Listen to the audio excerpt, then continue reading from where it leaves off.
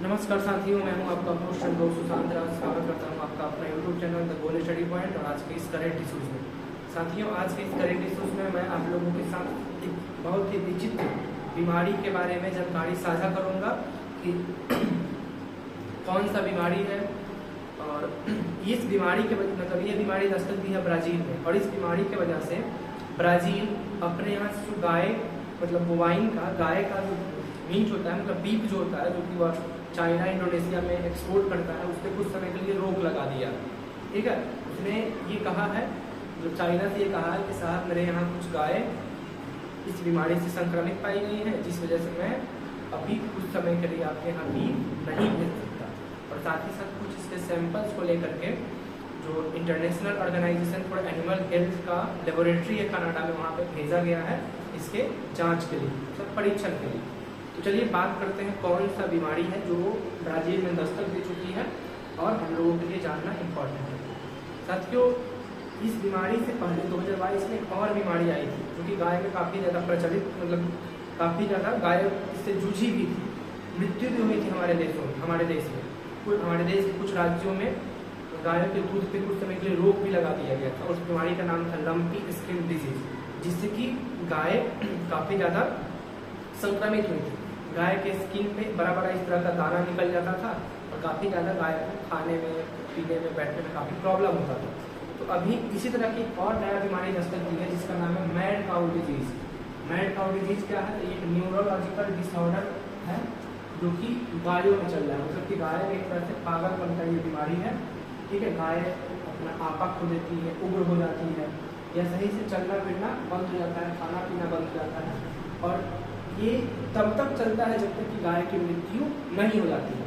तो चलिए बात करते हैं कि सबसे पहला यह बीमारी कहाँ देखने के लिए मिला था। ये बीमारी अभी वर्तमान में नहीं, मतलब 1986 to 1990 में सबसे पहले यह बीमारी यूके में आया था, यूनाइटेड किंगडम में। और उस समय टोटल 178 गायों की मृत्यु हुई थी और कुछ लोग इससे संक्रमित भी हुए थे। अगर साइंटिफिक नेम की बात करते हैं तो इस बीमारी का साइंटिफिक नेम है bovine spongiform encephalopathy. Bovine spongiform encephalopathy, मतलब BSE बोल सकते हैं, बोवाइन स्पॉन्जिफॉर्म इंसेफेलोपैथी।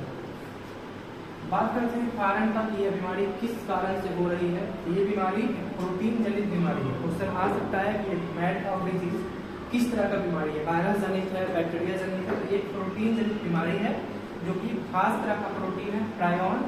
जब ये प्रोटीन मतलब जो प्रायोन है, प्रायोन प्रोटीन जो है, जब ये नॉर्मल से एबनॉर्मल हो जाता है तो गाय का जो मस्तिष्क है और स्पाइनल कोड है उसके नर्वस सिस्टम को डैमेज कर देता है, और डैमेज करके गाय धीरे धीरे गाय में पागलपन आ जाता है।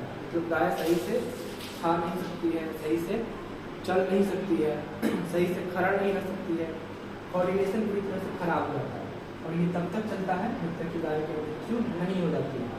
मनुष्य में यह बीमारी डायरेक्ट गाय से, मतलब डायरेक्ट एनिमल टू ह्यूमन में ट्रांसमिट नहीं हो सकता है। अगर कोई व्यक्ति बीफ का सेवन करता है तो अगर वह संक्रमित गाय के बीफ का सेवन करता है तो उससे उसको खतरा होगा इस बीमारी का। ठीक है, ऐसे डायरेक्ट एनिमल टू ह्यूमन में ट्रांसमिट नहीं हो सकता है।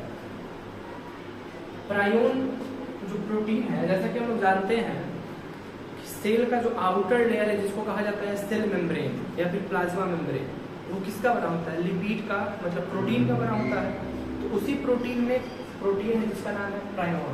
जब ये प्रायोन प्रोटीन नॉर्मल से एबनॉर्मल हो जाता है, ठीक है, अब नॉर्मल से एबनॉर्मल क्यों होता है तो इसका रिसर्च चल रहा है। इसके लिए अभी कोई जानकारी निकल के सामने नहीं आया है क्यों ये नॉर्मल से एबनॉर्मल हो जाता है। तो नॉर्मल से जब ये एबनॉर्मल हो जाता है तो गाय के ब्रेन और स्पाइनल कोड के नर्वस सिस्टम को डैमेज कर देता है, और डैमेज करके धीरे धीरे ये बीमारी, मतलब ये इसका अगर देखा जाए कि सिम्टम्स कितने दिनों में दिखता है तो ये 4 से 6 साल के बीच में दिखता है। और जब ये सिम्टम्स दिखता है तो धीरे धीरे दिखेगा, तो ये 7 से 8 दिन में नहीं पता चलेगा, धीरे धीरे ये चीज़ देखने के लिए मिलेगा और ये बीमारी पूरी तरह से गाय को अपने अंडर में ले लेगी और गाय की मृत्यु भी हो सकती है। ठीक है, सिम्टम्स की बात करते हैं तो इम्पेयर मूवमेंट, कोऑर्डिनेशन और थिंकिंग, मतलब गाय सही से चल नहीं सकती है, सही से थिंक नहीं कर सकती है, कोऑर्डिनेट नहीं कर सकती है सही से, ठीक है, खड़े नहीं रह सकती है सही से, खाना नहीं खाएगी, कभी कभी काफ़ी ज़्यादा उग्र हो जाएगी। तो इस तरह का सिम्पटम्स देखने के लिए मिल सकता है जो गाय इस बीमारी से संक्रमित है। अगर बात करते हैं कि इसका कोई वैक्सीन वगैरह है, तो अभी तक इसके लिए कोई वैक्सीन, इस तरह का कोई दवा का आविष्कार नहीं किया गया, मतलब अभी तक ढूंढा नहीं गया। इस पर वैज्ञानिक लोग काम कर रहे हैं और शायद मे भी ढूंढ लें।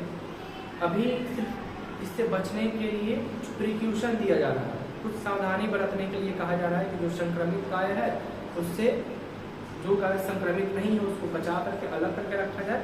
और ब्राज़ील अपने यहाँ क्या किया है कि जो वीप है उसको कुछ समय के लिए लोगों के सेवन मतलब ना करने का ये सजेशन दिया है कि वीप का सेवन कुछ समय तक लोग ना करें तो बेटर है, क्योंकि अगर ये बीमारी एनिमल्स टू ह्यूमन में ट्रांसमिट करती है तो कोविड से भी बहुत बड़ा संक्रामक, बहुत बड़ा, काफ़ी मतलब जो है बड़ा हो सकता है, ठीक है। तो ब्राज़ील क्या किया है, कुछ समय के लिए इसके ऊपर रोक लगा दिया, बीफ के ऊपर कुछ समय के लिए रोक लगा दिया। अभी कुछ खास इसके बारे में कोई इन्फॉर्मेशन नहीं है। अगर किसी तरह का कोई भी इन्फॉर्मेशन आता है तो मैं आप लोगों के साथ बहुत जल्दी इसी चैनल पर शेयर करूँगा। तो आज का क्लास ख़त्म होता है यहीं पे इसी जानकारी के साथ, और आई होप आप लोगों को आज का सेशन थोड़ा अच्छा लगा होगा, अच्छा लगा हो, समझ में आया हो। चैनल पर नए हैं तो चैनल को सब्सक्राइब करें, वीडियो को लाइक करें और अपने दोस्तों के भी शेयर करें। Thank you, thanks for watching.